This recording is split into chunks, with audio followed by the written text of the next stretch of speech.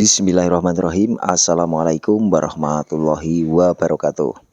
Nah, di video kali ini saya akan menjelaskan tentang 10 cara membedakan suara perkutut lokal dari dilihat dari ciri fisiknya. Dan di video kali ini, simak video saya ini dari awal sampai akhir supaya tidak gagal paham seperti itu ya. Dan dari ciri-ciri fisik untuk burung perkutut lokal, sebenarnya Anda maupun kita dapat mengetahui suara perkutut lokal yang bagus. Sebab setiap jenis perkutut mempunyai bentuk fisik ataupun bentuk kepala maupun bentuk kaki yang berbeda-beda, yang tidak sama antara burung satu sama burung yang lainnya. Oleh sebab itu kita dapat membedakan suara perkutut yang lebih baik dari bentuk kepala, bentuk paruh, bentuk badan, dan bentuk ekor. Nah, di video kali ini saya akan jelaskan beberapa artikel-artikel maupun yang saya ambil dari dunia nyata, yang saya pelajari, bahkan yang saya padukan dengan dunia media sosial seperti itu. Dan ada juga katurangan perkutut yang bisa dilihat dari bentuk kepala, paruh, badan, ekor, walaupun kita tidak semata-mata pasti, tetapi kita mempunyai ilmu titen yang selama ini kita pelajari dari memelihara burung perkutut lokal dari bahan maupun sampai dewasa. Pengetahuan ini berdasarkan ciri fisik burung perkutut seperti yang disampaikan oleh beberapa orang yang ada di dunia nyata, dari para sesepuh, dari para pakar, entah itu perkutut lokal, perkutut crossing, perkutut Bangkok, dan lain sebagainya. Nah, di sini saya akan menjelaskan beberapa suara burung perkutut lokal yang dilihat dari bentuk kepalanya. Harus bagaimana bentuk kepala perkutut lokal? Yang pertama adalah kepala itu harus njambe nom. Yang kedua adalah kepala burung perkutut lokal itu bisa berbentuk beton nongko. Yang ketiga adalah kepala bisa berbentuk ngobong atau ngobak atau ngobok. Nah, yang keempat kita bisa melihat dari bentuk kepala bungkul bawang. Yang kelima adalah kepala nakir kuale dan lain sebagainya. Dan suara perkutut lokal dilihat dari bentuk paruh, bentuk badan, dan bentuk ekor. Dan untuk bentuk paruh itu harus ngepal, badan tuntut gedang, ekornya itu runcing. Itu keseimbangan antara entah itu dari segi suara, dari segi badan, maupun dari segi ekor, dan lain sebagainya.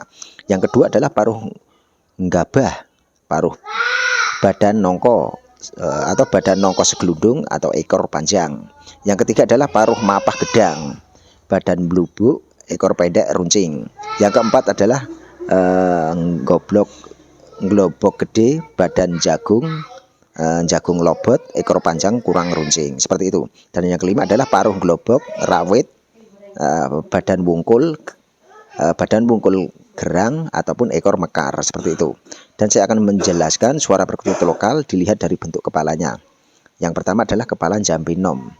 Jadi kepala njambe nom, burung perkutut yang kepalanya njambe nom ataupun buah pinang atau seperti buah pinang atau pinang muda dapat diperkirakan kualitas suara itu ngempel ya, ataupun maksimal, ataupun suaranya itu berpower ataupun lantang, dan keindahan suara perkutut lokal ini dapat bertahan sampai usia tua. Yang kedua, kita dapat melihat dari kepala yang dengan bentuk beton nongko. Perkutut dengan kepala beton nongko ataupun seperti buah biji nangka, berarti keindahan suaranya terdapat maksimal, tetapi suara bisa bertahan sampai tua. Yang ketiga adalah kepala nggobok.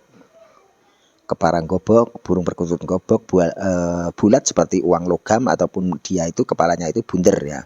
Diperkirakan mempunyai kualitas suara yang terus meningkat sampai usia pertengahan ataupun 3 rambahan.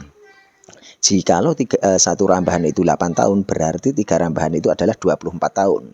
Setelah melewati usia tersebut, kualitas suaranya bakal menurun. Jadi untuk burung perkutut lokal yang suaranya bunder atau seperti koin itu di usia 3 rambahan ke atas itu suaranya akan menurun, seperti itu ya. Dan yang keempat adalah kepalanya berbentuk bungkul bawang. Perkutut dengan bentuk kepala bungkul bawang atau seperti siung umbi yang berwarna bawang ataupun seperti rempah-rempah yang berbentuk bawang, berarti kualitas suaranya tidak menentu. Artinya kadang suara perkutut lokal terdengar bagus, kadang terdengar biasa saja, kadang terdengar jelek, tapi kadang juga kurang bagus. Burung seperti ini suaranya lambat, mengalami kemajuan, seperti itu ya. Dan yang kelima adalah kepala nukir ataupun nakir kuale.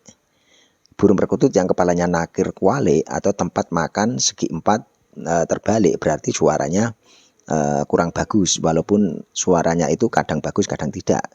Sulit menjadikan perkutut ini bersuara bagus karena ciri kepala yang terlihat agak seperti kotak, seperti itu ya. Kalaupun dilihat dari bentuk kepala, kita tidak cukup untuk mengamatinya kalau tidak mendengarkan langsung dari segi suara. Kita juga harus mencermati bagian paruh, kita juga harus mencermati bagian badan dan bagian ekor. Setelah semua ciri fisik dipastikan baik, tidak kita ragukan lagi, kita dapat menyimpulkan ataupun membedakan mana suara perkutut lokal yang bagus dan mana suara burung perkutut lokal yang biasa saja maupun yang sedang. Suara perkutut lokal dilihat dari bentuk paruh, badan, dan ekor, ataupun satu, paruh ngepel, badan tuntut gedang, ekor runcing. Maksudnya apa? Di sini akan ngepal ataupun ngepel atau seperti buah kepel ataupun burahol, badan tuntut gedang atau seperti kuncup bunga pisang, dan ekor runcing dengan garis yang jelas berarti suara tengah perkutut lokal terlihat keteknya. Ini terdengar jelas dan bagus, seperti itu ya. Dan yang kedua, paruh gabah, badan nongko saglundung, ekor panjang. Yang artinya burung perkutut paruh gabah ataupun seperti gabah ataupun butiran padi ataupun buah padi, ataupun badannya itu seperti nongko segelundung ataupun seperti buah nangka, dan ekor panjang, garis-garis jelas dan serta tumpul berarti diperkirakan suara tengahnya agak bagus, seperti itu ya. Jadi tidak begitu bagus tapi agak bagus. Yang ketiga adalah paruh mapah gedang. Nah, seperti paruh mapah gedang ini, perkutut yang berparuhnya mapah gedang, badannya bluluk atau seperti buah bluluk, ekornya pendek runcing. Perkutut yang paruhnya mapah gedang seperti pelepah pisang, badannya bluluk, buah kelapa yang masih muda itu, dan ekor pendek runcing, seperti suara tengahnya cukup bagus. Yang keempat adalah paruh ngelombok gede, badan jagung ngelobot, ekornya panjang kurang runcing. Burung perkutut dengan paruh ngeloboh gede atau cabai besar, badan jagung ngelobot atau jagung yang dikelupas ataupun belum dikelupas, ekor panjang, kurang meruncing, bulu bertumpuk, dan garis berwarna kurang jelas berarti suara tengahnya kurang bagus. Seperti hur ketekung, jadi suara keteknya itu kurang bagus, seperti itu. Dan yang kelima adalah paruh ngelobot rawit, badan wungkul gerang, ekor mekar. Perkutut dengan paruh ngelobot rawit atau cabai rawit, badan wungkul gerang, batu asahan pisau yang sudah aus tengahnya, dan ekor mekar seperti kipas, berarti suara tengahnya sangat kurang, tetapi suaranya itu begitu tebal ataupun agak tebal. Dan kesimpulannya, di beberapa video saya ini demikian cara membedakan suara burung perkutut lokal yang bagus memiliki ciri fisik kepala, ciri fisik badan, ciri fisik ekor yang saya jelaskan di video kali ini, yang sudah saya rangkum di dunia nyata maupun di dunia media sosial maupun di dunia komunitas maupun perorangan, yang sudah saya simpulkan di video kali ini. Dan dapat kita ketahui fisik tubuh burung perkutut ini berarti suaranya bisa didengarkan menurut tadi adalah ada rincian-rincian yang sudah saya jabarkan di video kali ini. Jadi simak video saya dari awal sampai akhir supaya tidak gagal ya tadi tentang kesimpulan-kesimpulan yang saya utarakan di video saya ini dari beberapa segi yang tadinya untuk para pemula yang belum tahu supaya tahu, yang tadinya belum, yang sudah tahu agar supaya lebih tahu dari suara perkutut lokal yang terlihat dari bentuk kepala. Tadi ada kepala yang pertama, ada kepala yang jambinom, ada yang kepala yang beton nongko, ada yang ketiga adalah kepala gobok, ada lagi yang kepala berbentuk bungkul bawang, ada lagi yang kepala nakir kuali, ada lagi jenis kepala ataupun perkutut lokal yang dilihat dari bentuk paruh, dilihat dari bentuk badan, dan dilihat dari bentuk ekor. Yang paruhnya ngepel, badannya tuntut gedang, ekornya runcing. Ada juga yang paruhnya gabah, badannya nongko segelundung, dan ekornya panjang. Ada lagi yang paruh mapah gedang, badannya bungkul, ekor pendek runcing.